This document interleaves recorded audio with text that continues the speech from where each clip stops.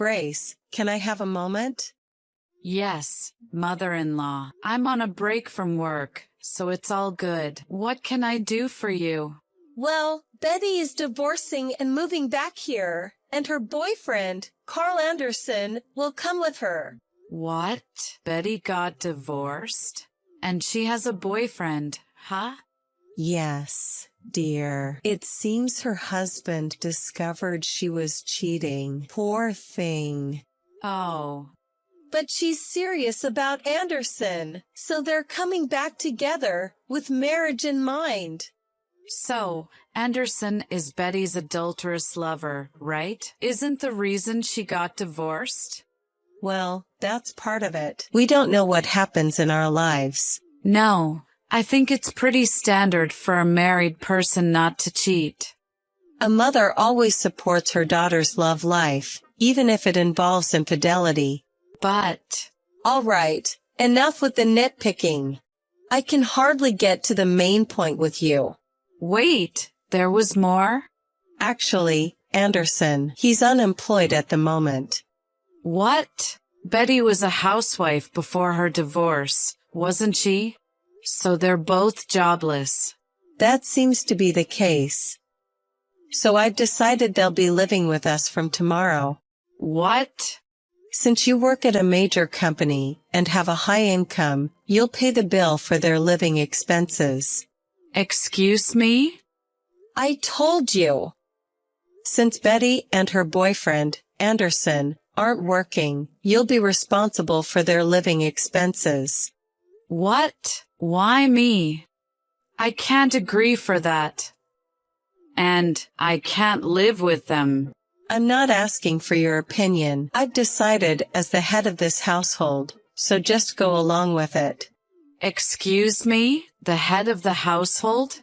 You're Ethan's wife, so you have a duty to support our family. I believe I'm already doing more than enough to support everyone. If I have to shoulder any more, we'll be in serious financial trouble. But Betty is my daughter, and Anderson might become my son-in-law in the future. I don't mind if they get married, but I think it's wrong for me to shoulder their living expenses and have them living with us. Do you want to divorce Ethan? He's my son, whom I raised. I'm sure he'll agree with me. Ethan isn't like that. I'll talk to him tonight. Well, it's a waste of time to discuss it now. It's already decided that Betty and Anderson will move here from tomorrow. Ethan, we have a big problem while you're away on your business trip. Grace, what's wrong? Did something happen? Your mother told me this afternoon. Betty got divorced due to an affair, and it seems she's coming back here with her lover, a guy named Carl Anderson. And it looks like they plan to move in with us from tomorrow. What, seriously? Yes, I'm serious. Furthermore, your mother told me I have to pay the bill for their living expenses. What? That's ridiculous. Right? I refused, but she wouldn't listen. Wait, she got divorced because she cheated? I had no idea my sister did such a thing, which is no common sense. I was also shocked when I first heard about it on group chat this afternoon. Mom has always been overly loved Betty. It's seen as wrong by society. If it's Betty, it can't be helped, or Betty is special, so it's okay. It's really troubling for us who should be advising her because we can't have a reasonable conversation. Ethan, you've had a hard time, haven't you? Well, yeah, my divorced father used to sigh every time something happened. I see. By the way, is his name Carl Anderson, correct? What? I feel I've heard this name somewhere. Well, assuming your mother didn't make a mistake, I guess so. Okay, it's bothering me, so I'll look into it. It may not be someone directly related to me, but it could be a friend of a friend or something. I see. Please let me know if you find anything. Okay. Then I'll reach out to my friends and see if they know anything. Okay, thanks. Mother-in-law. Hey, where are you right now? You're so noisy.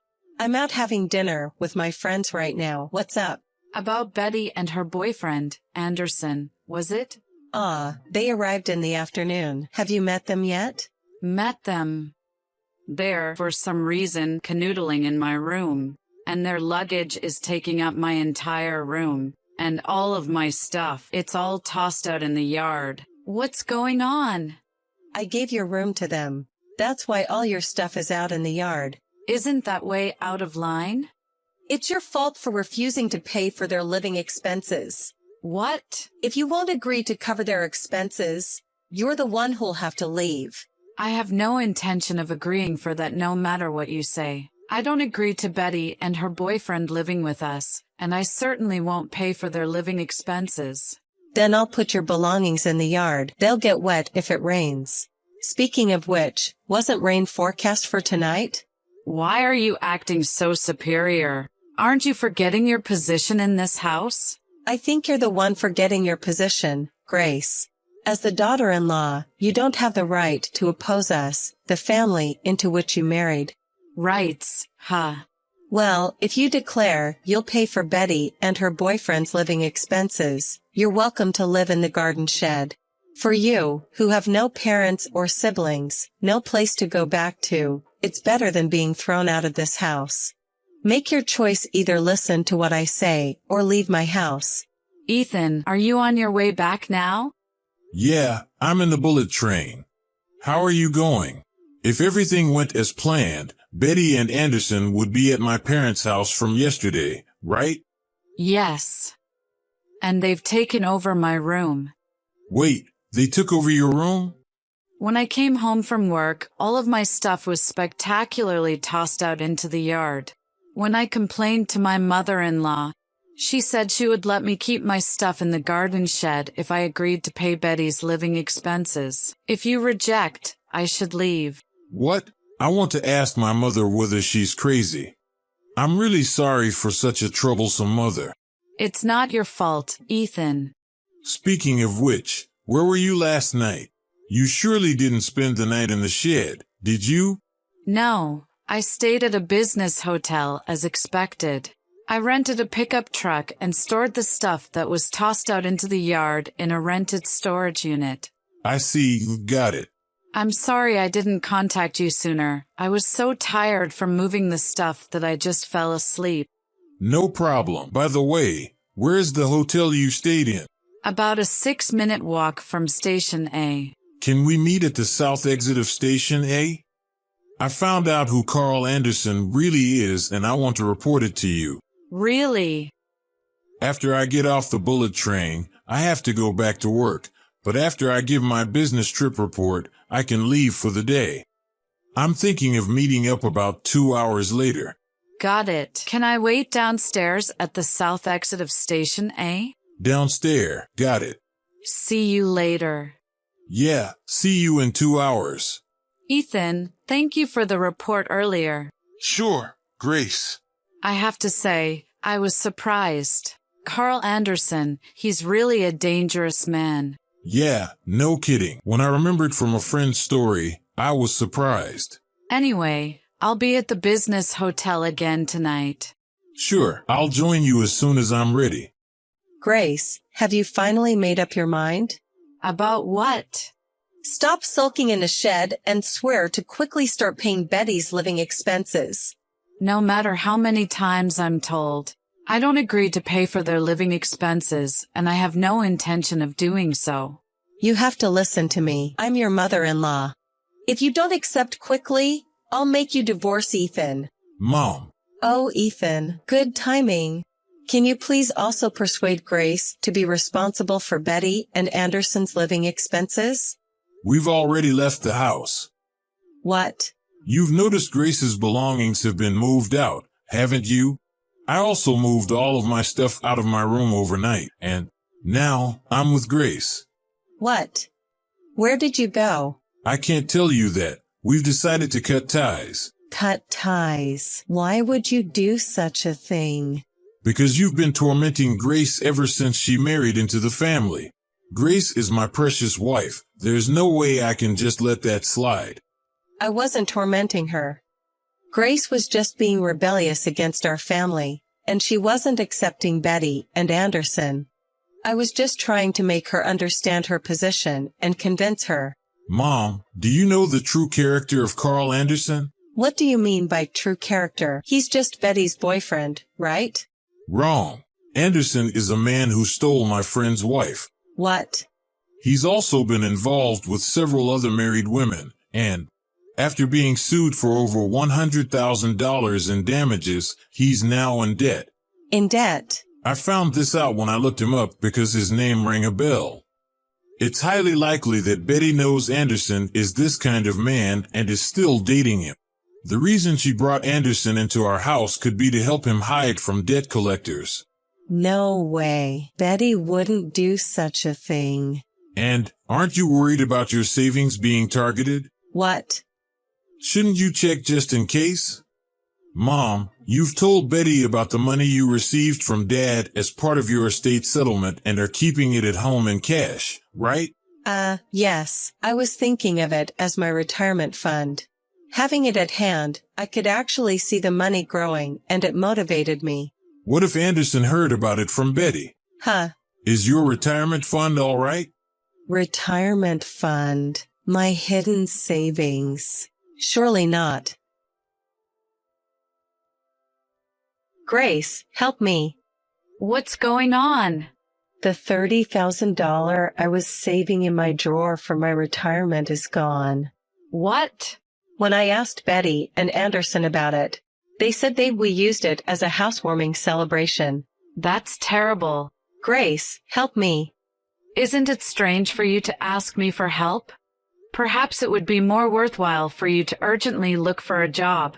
But Grace, I am your mother-in-law. You should feel indebted to me for living together with you. This has been bothering me for a while. Living together, indebted, what are you talking about?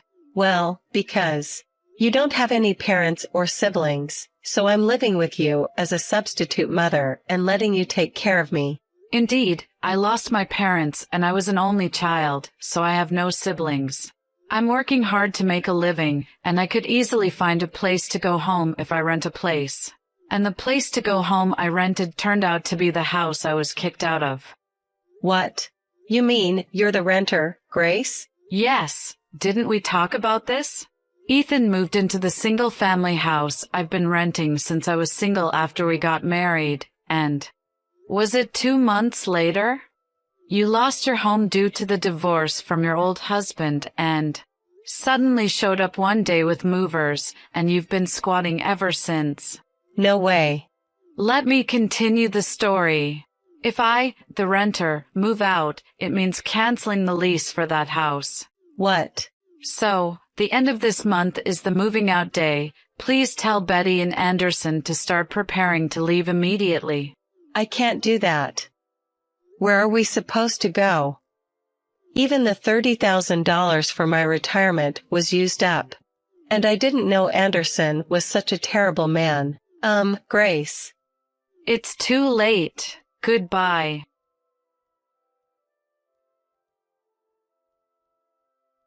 Grace. First, it is about Carl Anderson. After revealing his deeds to the Ethan's friend, whom he had stolen his wife, notifications were quickly spread to all involved parties. The next day, he, and strangely enough, Betty too, were taken somewhere in a black van. As the debt payments seem to be paying on schedule every month, it looks like things have turned out all right on that front. On the other hand, my mother-in-law. She has lost both her home and her breadwinner, and she finally acknowledged her dire situation. To secure her basic needs, she managed to find live-in employment. However, seemingly she acts out by bossing around her colleagues who are younger than her and doing other inappropriate behaviors, so she's begun a countdown to being fired, yet she appears to have no clue about it.